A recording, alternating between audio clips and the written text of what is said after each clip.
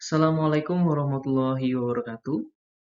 Kembali lagi pada kesempatan kali ini kita akan membahas tentang garis-garis gambar teknik pada kompetensi dasar memahami garis-garis gambar teknik sesuai dengan bentuk dan fungsinya. Mudah-mudahan hari ini kita selalu senantiasa dalam lindungan dan rahmat Allah Subhanahu wa taala sehingga kita bisa belajar dengan penuh konsentrasi dan dapat mengikuti sesi pelajaran pada hari ini dari awal hingga akhir. Baik, kita mulai saja pada slide berikutnya. Tujuan dari pembelajaran kali ini, peserta didik diharapkan dapat menjelaskan jenis-jenis garis sesuai bentuk dan fungsinya. Jadi kira-kira nanti kalian setelah mempelajari materi hari ini diharapkan dapat menjelaskan jenis-jenis garis sesuai bentuk dan fungsinya.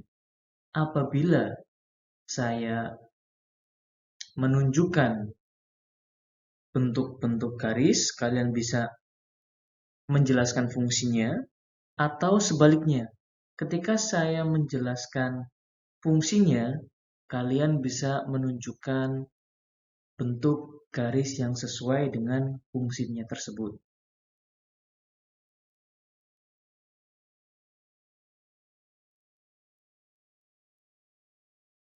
Dalam gambar teknik sendiri terdapat beberapa jenis garis yang memiliki fungsi dan penggunaannya tertentu.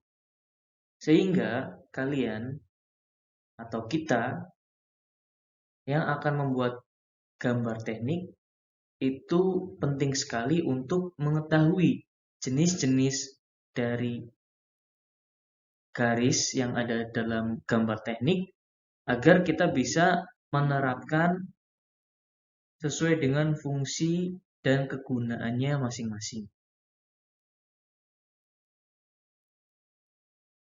Jenis-jenis garis pada gambar teknik beserta simbolnya. Yang pertama ada garis tebal kontinu. Garis tebal kontinu digunakan untuk membuat garis tepi, garis gambar, dan garis nyata lainnya. Jadi di sini kita bisa melihat garis ini tebal dan kontinu atau tidak terputus-putus. Yang kedua, ada garis tipis kontinu. Saya ulangi, garis tipis kontinu. Jadi ini garisnya tipis dan kontinu atau tidak terputus-putus. Adapun fungsi dan kegunaan garis tipis kontinu yaitu garis-garis imajiner, garis ukur, garis bantu atau proyeksi, garis penunjuk, garis arsir, garis-garis nyata pada penampang yang diputar di tempat, dan garis sumbu pendek. Di sini kita bisa melihat perbedaan antara garis tebal dan garis tipis kontinu. Jadi penting sekali ketika kita membuat garis itu, apabila memang garisnya itu untuk benda yang nyata, maka kita buat menggunakan garis tebal. Dan apabila kita akan membuat garis bantu, misalnya, tentu saja kita harus membuat garis tipis kontinu. Ya, tebal dan tipis garis sangatlah penting. Yang ketiga ada garis tipis kontinu bebas. Saya akan jelaskan maksudnya. Garis ini tipis, kemudian tidak terputus-putus atau kontinu, dan bebas. Bebas artinya gelombang di sini itu tidak ada aturannya. Ya, bebas saja. Fungsi dan kegunaan garis tipis kontinu ini untuk garis-garis batas yang dipotong jika batasnya bukan garis bergores tipis. Nanti kita akan bahas satu persatu mengenai kegunaannya. Jadi, mungkin kalian akan bingung, tidak tahu maksudnya dari definisi fungsi atau kegunaan tiap-tiap garis, tapi kita akan pelajari nanti di slide-slide akhir akan ada contoh penggunaan.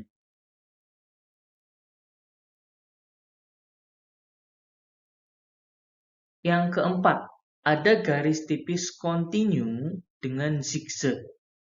Garisnya tipis, kontinu atau tidak terputus-putus, dan ada zigzagnya. Fungsi dan kegunaan garis tipis kontinu dengan zigzag sama seperti fungsi garis tipis kontinu bebas. Sama seperti slide pada atau garis kontinu bebas tadi ya. Pada slide sebelumnya. Kemudian yang kelima ada garis gores atau garis putus-putus. Kalau tadi ada garis kontinu, artinya tidak terputus. Sekarang ada istilah garis gores atau garis yang terputus-putus. Fungsi dan kegunaan garis gores tebal, jika garisnya itu tebal, yaitu antara lain untuk garis nyata yang terhalang, garis tepi terhalang, dan garis yang tidak terlihat atau tidak kelihatan. Saya contohkan seperti ini. Apabila kita akan menggambar sebuah objek, di mana objek tersebut dapat kita lihat secara utuh, maka kita tidak menggunakan garis gores tebal ini, tapi kita menggunakan garis tebal yang pertama tadi, garis tebal kontinu. Apabila bendanya itu misalnya sebuah kotak, maka kita menggambar kotak tersebut dengan garis yang tebal. Tetapi apabila kotak tersebut terhalang, misalnya di depan kotak itu terhalang oleh tembok, atau kotak tersebut ada di balik tembok, berarti terhalang. Sehingga kita bisa membuat gambar kotak menggunakan garis nyata terhalang ini ya, menggunakan garis gores terputus-putus, tetapi tebal di sini. Kemudian yang keenam ada garis bergores tipis atau garis sumbu. Cara menggambarnya atau menggarisnya ini garis ya. Kemudian ada titik, strip, titik, strip, titik, strip. Saya ulangi, ini ada garis strip, titik, strip, titik, strip, titik, strip. Namanya garis bergores tipis atau garis sumbu. Fungsi dan kegunaan garis bergores tipis yaitu antara lain sebagai garis sumbu, garis simetri, dan garis lintasan.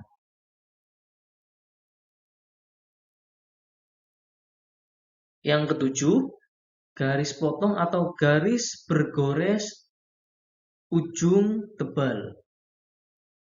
Sama seperti garis pada nomor 6, cara menggambarnya strip titik strip titik ya, ini dibelokkan, kemudian titik strip titik ini dibelokkan lagi, strip titik strip titik. Kemudian di sini di ujungnya itu ditebalkan. Ujung pertama Dan yang terakhir itu tebal.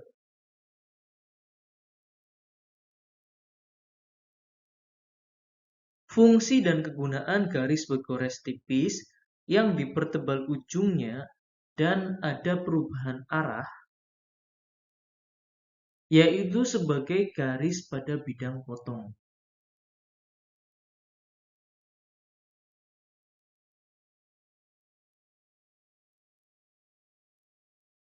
Yang kedelapan ada garis bergores tebal. Kalau tadi tipis, sekarang tebal. Cara menggambarnya sama. Strip, titik, strip, titik, strip. Ya, hanya saja perbedaan dengan nomor 7 tadi, ini tebal. Fungsi dan kegunaan garis bergores tebal yaitu untuk menunjukkan permukaan benda kerja yang harus mendapatkan pengerjaan khusus.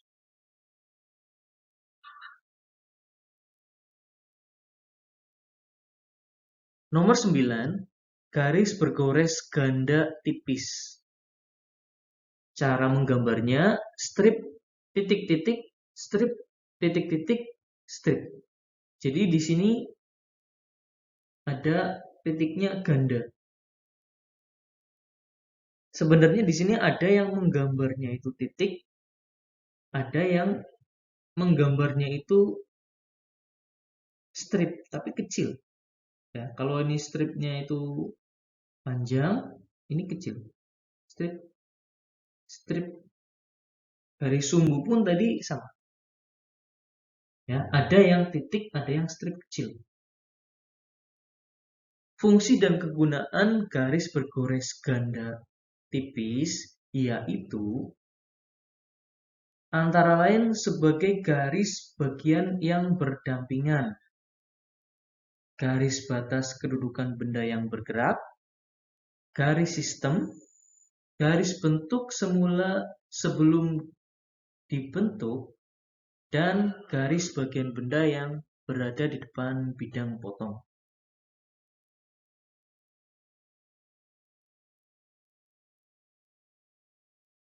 Ini sedikit contoh dari penerapan berbagai macam garis tadi. Di sini ada gambar benda kerja, ada nomornya, dan ada keterangan garisnya. Pertanyaan saya, garis tebal kontinu itu yang nomor berapa? Ya, nomor 1. Garis tipis kontinu itu nomor berapa? Ya, itu nomor 2. Garis kontinu bebas, ini bebas saja, itu nomor 3. Garis gores tipis itu nomor 4. Dan garis sumbu, ini ada titiknya kecil, strip, titik, strip, titik, strip, titik, strip, titik, strip, itu nomor 5.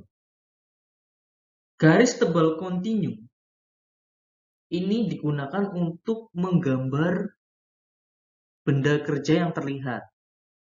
Nah, ini benda kerjanya seperti ini bentuknya. Ini katakanlah komponen salah satu mesin. Kita bisa melihat bentuk benda kerjanya menggunakan garis tebal kontinu. Ini benda kerjanya terlihat, sehingga dia digambar menggunakan garis tebal kontinu. Yang kedua, garis tipis kontinu. Salah satu kegunaan garis tipis kontinu adalah untuk membuat garis arsiran. Ya, ini garis arsiran.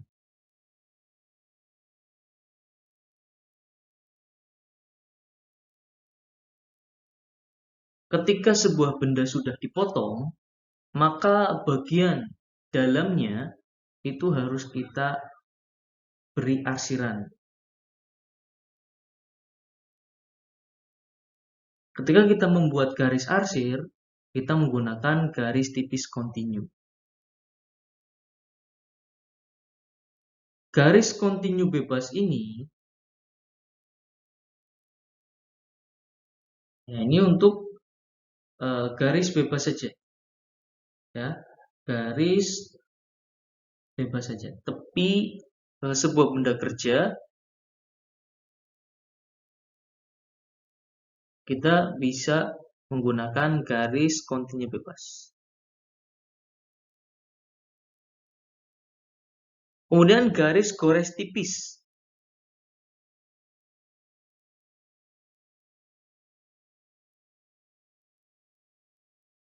Ini untuk menunjukkan bagian dalam benda kerja yang tidak terlihat.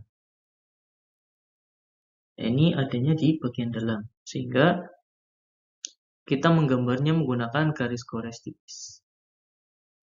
Dan garis sumbu.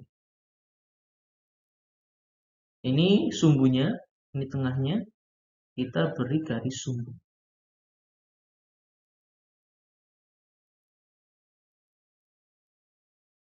Untuk lebih memudahkan kalian, untuk mempelajari berbagai macam garis tersebut, coba perhatikan tabel. Ini ada ketebalan garisnya. Ya, jadi kalau kita akan membuat garis menggunakan rapido misalnya, seperti yang sudah kita pelajari sebelumnya, bahwa rapido itu ujungnya itu memiliki ketebalan, memiliki ukuran ketebalan yang bermacam-macam. Garis tebal, jika garis tebal itu kita gunakan ukuran 0,7, maka garis tipisnya itu 0,35. Ya. Garis tipis bebas masih sama karena tipis, gunakan 0,35. Ini juga tipis zigzag masih sama. Garis gores tebal, ya, ini karena tebal, ya, kita menggunakan ukuran yang lebih tinggi dari garis tipis, 0,5. Garis gores tipis, nah ini untuk garis nyata yang terhalang, seperti benda yang dipotong tadi. Kalau dia tipis, menggunakan 0,35. Kemudian garis gores titik tipis yang dipertebal pada ujung-ujungnya dan terdapat perubahan arah. Ini menggunakan 0,7 dan 0,35. Pada bagian yang ujungnya ini, harusnya ini tebal dan akhir di sini tebal, itu menggunakan 0,7. Sementara yang lainnya itu menggunakan 0,35. Tipis. Kemudian garis gores titik tebal, kita berarti menggunakan garis atau ukuran tinta yang tebal. Garis gores titik ganda ini tipis, maka kita menggunakan ukuran yang kecil, 0,35.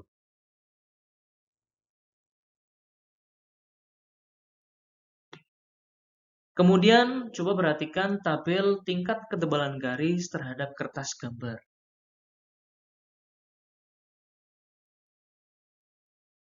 Misalnya, kita menggunakan kertas ukuran A3. Nanti kalian akan menggambar menggunakan kertas ukuran A3. Kita lihat pada tabel ini. Misalnya, kita gunakan standar ini. Kalau kalian tebalnya itu menggunakan 1, maka tipisnya 0,5 atau setengahnya. Ya, atau sedang itu 0,7. Kalau kalian menggunakan lebih tebal lagi, 1,4, maka tipisnya harus setengahnya, 0,7. Tapi kalau kalian tebalnya 0,5, maka tipisnya itu juga harus setengahnya, yaitu 0,25. Kemudian sedangnya adalah 0,35.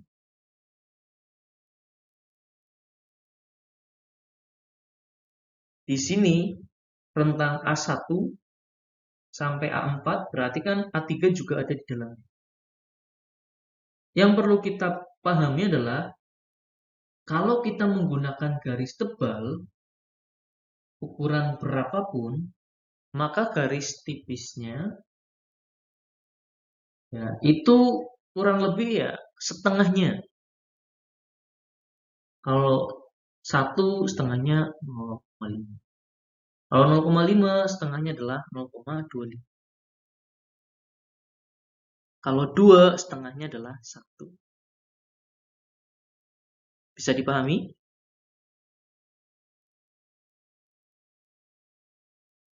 Kemudian ini ada contoh penggunaan garis-garis pada gambar teknik.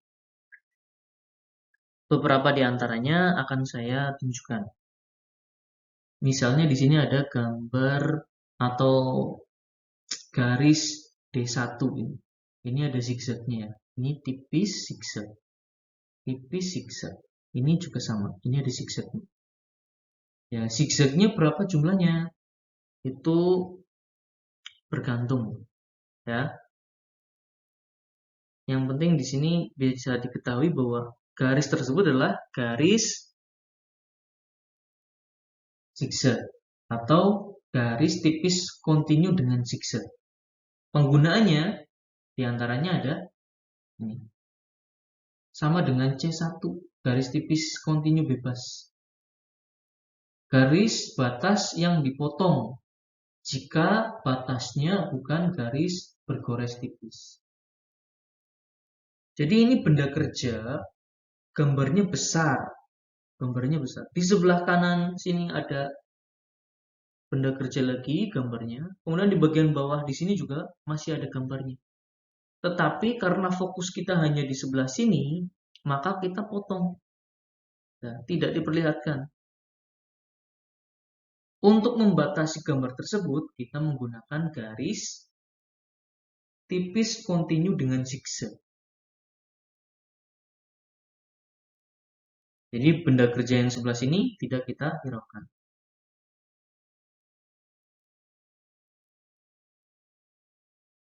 Kemudian ada garis tipis. Banyak sekali di sini ada garis tipis kontinu.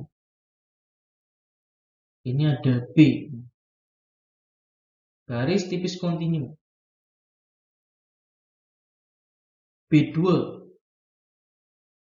Ini garis ukur. Ini adalah garis ukur. Kalau kalian akan memberikan ukuran, jarak dan sebagainya, panjang komponen, panjang benda kerja dan sebagainya, kita harus membuat garis ukur. Dan garis ukur ini kita menggunakan garis tipis kontinu. Jadi garisnya tipis dan tidak terputus. Ada lagi B5. Ini masih sama. B, garis tipis kontinu. Sebagai garis arsir. Ini benda kerjanya sudah dipotong. Pada bagian yang dipotong itu harus diarsir. Ketika kita membuat arsiran, kita harus menggunakan garis tipis kontinu. B3. Ini adalah garis proyeksi. Kemudian ada B1. Ini adalah garis khayal berpotongan atau garis imajiner. Kemudian kita coba ke F2. Apa itu F2? Ini adalah garis simetri. Menggunakan garis bergores tipis. Ini garis, ini ada yang titik, ada yang strip ya. Tapi ini kalaupun harus strip, kecil gitu. Ya, gores, garis, strip atau titik ya, kecil, dan seterusnya. Kalau ini ganda, I2 itu ganda. Garis bergores ganda tipis, posisi alternatif, dan batas kedudukan benda yang bergerak. Jadi ini bisa digerakkan ke sini. Nah, kita menggambarnya menggunakan garis bergores ganda, tapi tipis.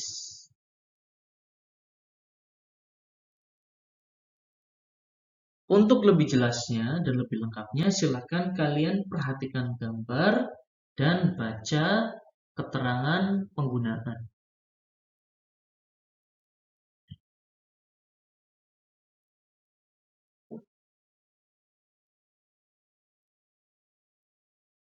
Ya, itu tadi pembahasan kita pada kesempatan kali ini mengenai garis-garis yang ada pada gambar teknik. Sekian dari saya, mohon maaf apabila ada kata-kata yang salah. Kita bertemu lagi di lain kesempatan pada pembahasan berikutnya. Saya Airi, wassalamualaikum warahmatullahi wabarakatuh.